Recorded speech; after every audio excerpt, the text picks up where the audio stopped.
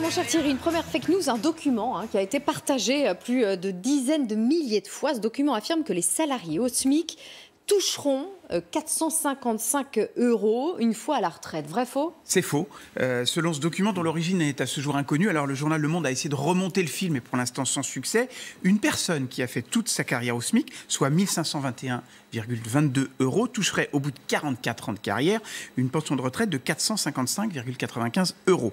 En fait, dans ce calcul simpliste, plusieurs erreurs sont commises. La première, c'est le taux de prélèvement. Il n'est pas de 12,39%, mais de 25,31% qui donne des droits à la retraite. Un petit peu plus en fait, mais 25 qui ouvrent droit à la retraite, dont la moitié est payée par l'employeur, ce qui conduit à une retraite de 931,75 €.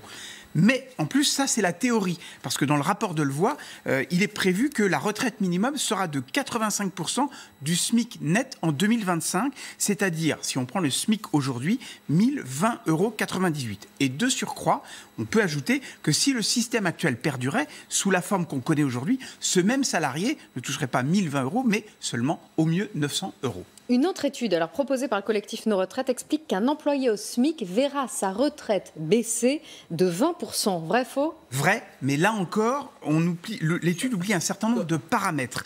D'abord, si on continue avec le système actuel, en allongeant la durée de cotisation, ce qui est prévu, la décote sera encore plus forte, elle sera de l'ordre de 22%.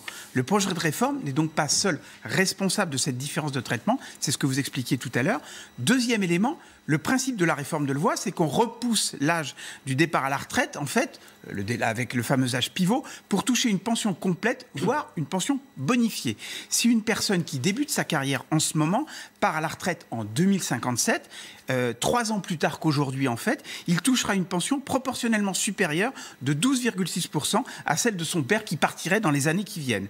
Il y a par ailleurs des négociations qui permettront, on en parlait tout à l'heure, pour les bas salaires, de prendre en compte la pénibilité de certains métiers pour partir plus tôt à la retraite. Bah dites donc, un employé au SMIC qui voit sa retraite baisser de 20%, c'est quand même choquant, non?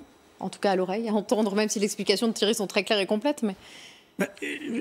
si vous voulez, dans les comparaisons qu'on fait actuellement, et c'est ça la source de tous les débats qu'on a actuellement, on compare la situation d'un père à son fils. C'est ça, exactement. Et on essaye de voir ce qu'un père avec la même carrière obtenait comme retraite par rapport à un fils. Le problème, c'est ce que je viens de vous dire, c'est qu'on a fait 4 ou 5 réformes qui, de fait, ont dégradé les conditions de départ à la retraite par rapport à la situation de référence qui était, disons, 1988. Oui, il y a eu les réformes, Balladur, Woerth... Donc ça s'appelle l'inverse du progrès social, quand même. On a plutôt tendance à vouloir réformer pour qu'on ait un mieux-être, un progrès social. Là, on est quand même à l'inverse. Mais non, parce qu'en même temps, l'espérance de vie à la retraite en bonne santé a considérablement cru. Ça veut dire que vous avez joui beaucoup plus longtemps d'une retraite dont le taux de remplacement a évolué un peu à la baisse. J'enlèverais le en bonne santé.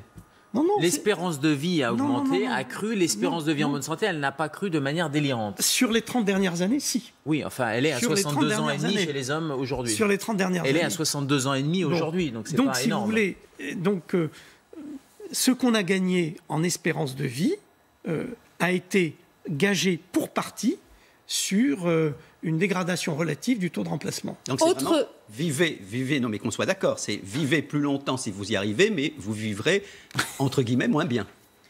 Non, avec... Moins d'argent. Non mais attendez, il y a un autre élément quand même, c'est qu'au cours des 30 dernières années, il ne vous a pas échappé que les revenus ont continué à augmenter. Donc moi je pars d'un rapport.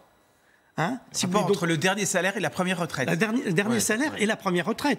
Donc globalement quand même, on peut dire, il faut le dire, la France est l'un des pays où le système de retraite est le plus généreux et l'un des systèmes où les gens en profitent le plus longtemps, compte tenu de l'âge moyen du départ à la retraite qui est autour de 62-63 ans. Autre fake news qu'on voit beaucoup circuler sur les retraites, Thierry, les ministres et les députés bénéficient d'un régime spécial, vrai, faux? Alors, les ministres, c'est faux. Les ministres ne bénéficient d'aucune retraite. Simplement, ils touchent leur salaire pendant 3 mois après leur départ du gouvernement.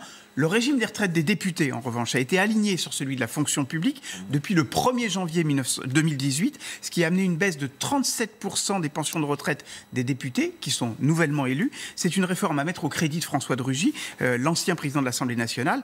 En revanche, les sénateurs, eux, bénéficient d'un régime particulier, indépendant et très favorable, qui date de 1905.